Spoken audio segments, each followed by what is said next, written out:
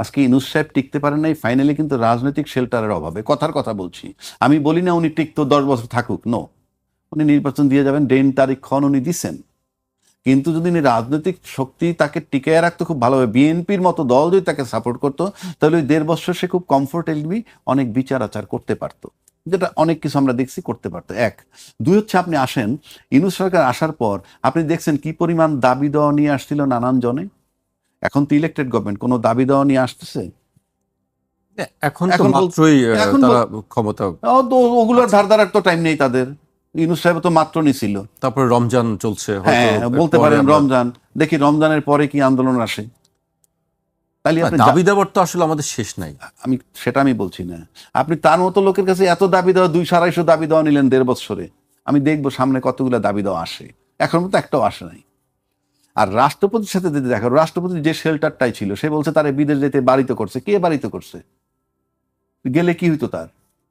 কি না না, তো কল্পনা করে না, গেলে কি হইতো? তার শেল্টার সেনাবাহিনী, তার শেল্টার সবচেয়ে বড় রাজনৈতিক দল যে এখন ক্ষমতায়।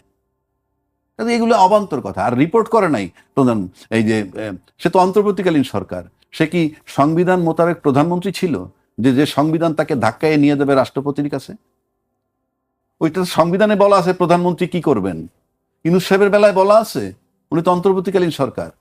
আমি ডিফেন্স দিচ্ছি না, আমি আর্গুমেন্ট করতে চাই, কারণ মানুষকে আমরা ভুল বুঝাতে চাই না। উনি ছিলেন অন্তর্বর্তীকালীন সরকার, ওনার সিদ্ধান্ত উনি চলছেন, ওনার সিদ্ধান্ত উনি ফেব্রুয়ারি 2026 নির্বাচন দিচ্ছেন, কেউ দ্বিমত করতে পারে নাই বাংলাদেশের। উনি বলছেন 3 মাসের মধ্যে নির্বাচন দেওয়া দরকার ছিল, সংবিধান, আমি একমত। পারছে কেউ নিতে? পারে তো নাই। তার মানে কি আমি যেটা বলছি এটাই সংবিধান, এবং সে চালাই গেছে। তো আপনি যেহেতু আপনি তো রাজনৈতিক শক্তি কাজ করে কিভাবে? আন্দোলন। শেখ হাসিনার বিরুদ্ধে আন্দোলন হয়েছে না, সেটা আইন মোতাবেকই ছিল। তার বিরুদ্ধে আন্দোলন ঠেকাইতে পারে নাই, ডেড বডির পর ডেড বডি হচ্ছে, ফাইনালি তাকে যেতে হচ্ছে। আপনি ইউনূস সরকার যে 2026 ফেব্রুয়ারিতে নির্বাচন দিল, যে সংবিধানের কথা বলা ওই সংবিধান মোতাবেক না, কেন আদায় করতে পারেন নাই রাজনীতিবিদরা? কারণ কাচুমাচু খাচ্ছিলেন, একটা নির্বাচন চাই। কারণ মেজর হাফিজ সাহেব ক্লিয়ার করে দিচ্ছেন যে আমরা গণভোট মেনে নিছি, তা না হলে নির্বাচন হইতো না। তার মানে শুধু স্বপ্ন হয়েছিল নির্বাচন নেয়ার জন্য। পুরা ইউনূস সাহেব যদি তারা অবৈধ, পুরো অবৈধ বিষয়টা মেনে নিচ্ছে, আমার একটা নির্বাচন দিয়ে তুমি চলে যাও। একটা অবৈধ সরকার নির্বাচন দিয়ে গেছে, নির্বাচনটা বৈধ হয়ে গেছে, মানে তার সমস্ত কর্মকাণ্ড অবৈধ। যত লোক আটকে রাখছে অবৈধ, জেলে পুরে রাখছে অবৈধ, আওয়ামী লীগের নিষেধ করে রাখছে সব সব, খালি নির্বাচনটুক বৈধ হয়েছে। কি হিসাবে? কোন প্রক্রিয়ায়? ইয়েস, বৈধ করতে পারেন, জোরে, গায়ের জোরে করে ফেললাম, কিচ্ছু করার নেই। কারণ আমি কিন্তু আলোচনা, বারবার বলছি আমি আলোচনা করছি, ডিবেট করতেছি। এই সংসদে তারা বসুক, যেমনে খুশি এমনি চালাক, আমার কথায় কিছু আসে যায় না, ওভাবেই চলবে। কিন্তু আমি আমার ডিবেটটা করে যাচ্ছি। রাষ্ট্রপতির সাথে সে দেখা করবে কেন? কি কারণে? সে তো ওই সংসদ, ওই সংবিধান মোতাবেক না। দুই, রাষ্ট্রপতি তার অতিবাদ দিল কেন? এত যখন উনি বলছে সংবিধানের জন্য আমি মরিয়া, আমি জীবন দিতেও প্রস্তুত, ওই ইন্টারভিউতে বলছে, কালের কন্ট্রি, আমি জীবন দিতেও প্রস্তুত ছিলাম। তো সংবিধান রক্ষা করার জন্য আপনি এত মরিয়া, তাহলে ওত দিলেন কেন? তাকে ওত দিলেন কেন? আচ্ছা দিলেন ওত, ভাই মাইনে নিলাম। 3 মাস পরে নির্বাচন দেওয়ার কথা, 3 মাসের মধ্যে কোনো কিছুই জানতে চাইলেন না যে আপনি তো সংবিধান মোতাবেক প্রধানমন্ত্রী, সরকার, আপনি নির্বাচনটা দিচ্ছেন না কেন?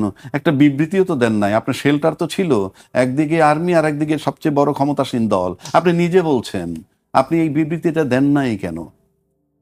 সুতরাং আপনার সাথে সে সাক্ষাৎ করবে কেন?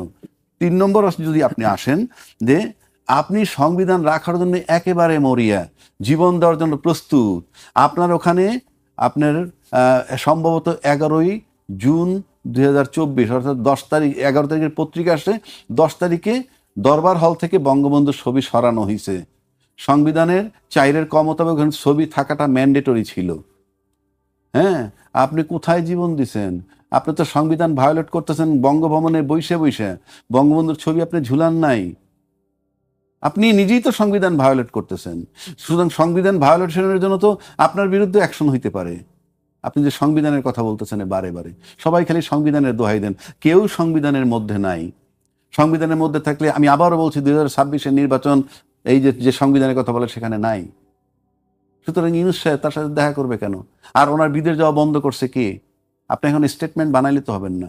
উনি যদি এইটা ভাইবে যদি যাইয়ে থাকেন যে আমি বঙ্গবন্ধু একবার বের হয়ে গেলে আর বসতে না পারি, সেটাও তো হইতে পারে। সুতরাং আপনি এগুলা বলে তো লাভ নাই। জি, আপনার কাছে আবারও আসবো। আমি আজিজ ভাইয়ের কাছে আসতে চাই। আজিজ ভাই, সংবিধান নিয়ে কথা হচ্ছে, রাষ্ট্রপতির বিষয় নিয়ে কথা হচ্ছে। আজকে আমরা একটি দেখেছি যে জুলাই অভ্যুত্থানের স্পিরিট সমুন্নত রাখতে সংসদের উদ্বোধনী অধিবেশনে রাষ্ট্রপতি মোহাম্মদ শাহাবুদ্দিনকে ভাষণ দেয়া থেকে বিরত রাখতে প্রধানমন্ত্রী তারেক রহমান বরাবর চিঠি দিয়েছেন সুপ্রিম কোর্টের একজন আইনজীবী। তারেক রহমান বরাবরে জি, তারেক প্রধানমন্ত্রী রহমানের কাছে কেন চিঠি দিবে? যাদের রাষ্ট্রপতি ভাষণ দিতে না সে পারেন তো কোর্টে যাবে, রাষ্ট্রপতি কি করবে? সেটি আপনি আসলে প্রধানমন্ত্রী এটি কি করবে? তার এই চিঠি দেওয়ার বিষয়টি কত এটা সে ভাইরাল হওয়ার জন্য এটা করছে, যাতে আপনারা নিউজ করেন। এটা করছে তো কি ব্যারিস্টার সারোয়ার কবির, তাই না? সে তো ভাইরাল হওয়ার জন্য করছে এটা নিশ্চয়। সারোয়ার কবির না, কে করছে? অন্য কেউ করছে।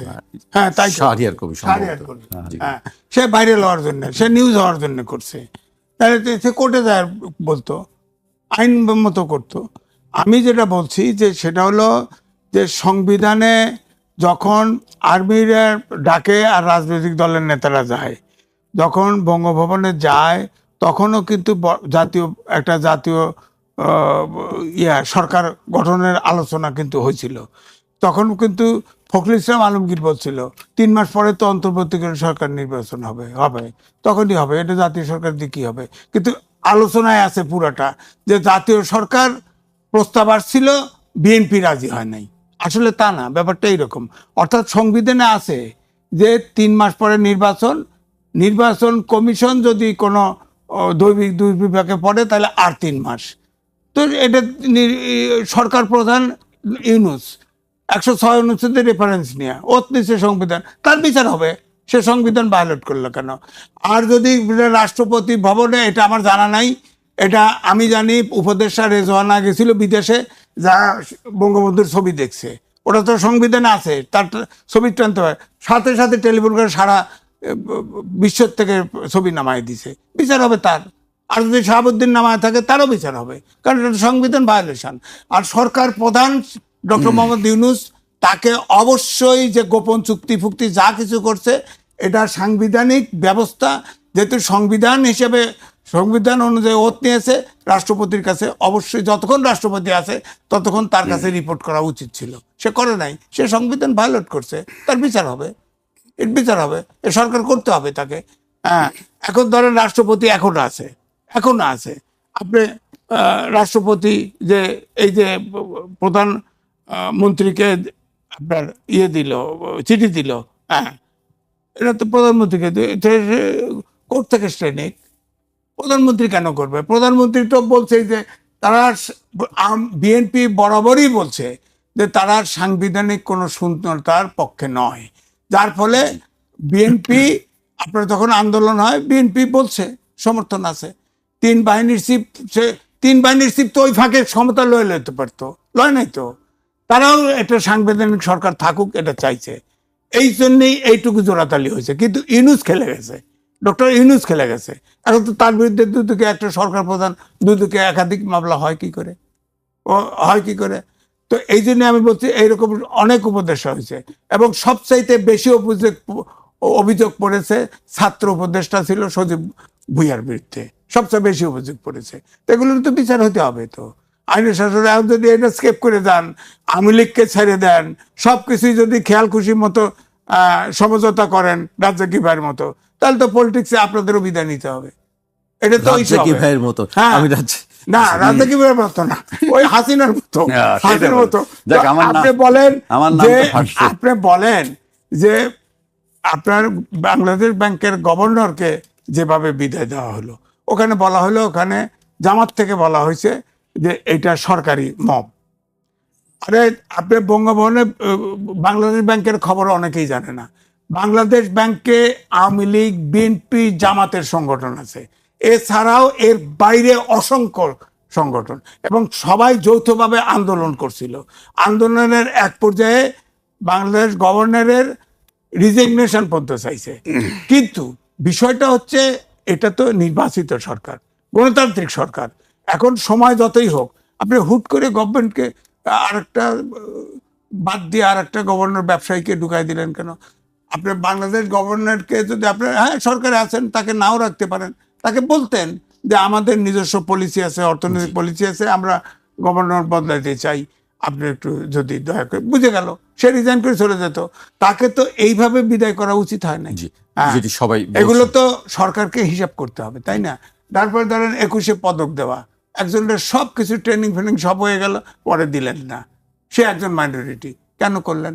একটা গণতান্ত্রিক সরকার কার পরামর্শ নিয়ে কাজ করে? এগুলো ছোট ছোট ভুলগুলো তো একসময় বড় কাল হয়ে যেতে পারে।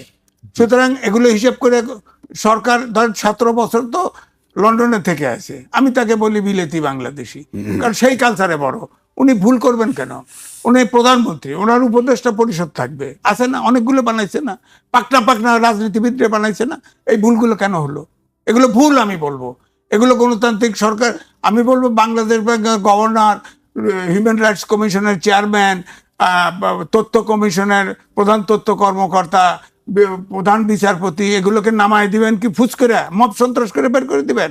বা ইচ্ছে করলেন ফট করে আরেকজন প্রধান বিচারপতি নিয়োগ দিয়ে দিবেন? এটা হয়? হয় না তো। সুতরাং আপনাকে অবশ্যই হিসাব করে কাজ করতে হবে, অবশ্যই হিসাব করে পথ চলতে হবে।